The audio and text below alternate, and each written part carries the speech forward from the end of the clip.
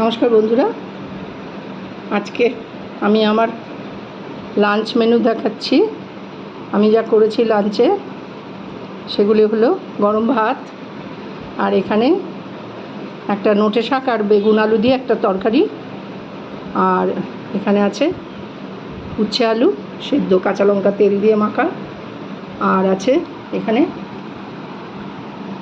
Tilapia মাছ। এটা রসুন দিয়ে বেগুন দিয়ে করেছি। এই রেসিপিটা আমার দেওয়া থাকবে ফেসবুকে, ইনস্টাগ্রাম আর ফেসবুকে দেওয়া থাকবে, আপনারা দেখে নিতে পারেন।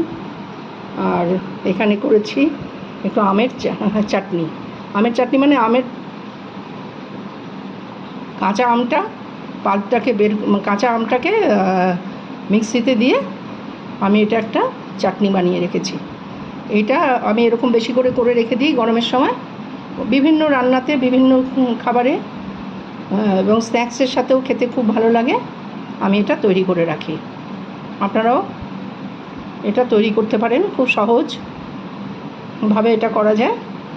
এটা কাঁচা আমটাকে নিয়ে মিক্সারে দিয়ে তার মধ্যে একটু নুন, মানে বিট লবণ আর কাঁচা লঙ্কা দু একটা আম অনুযায়ী, আর চিনি, এটা দিয়ে ব্লেন্ডারে বেশ করে ঘুরিয়ে নিয়ে এরকম একটা পাতলা একটা সলিউশনের মতন হবে।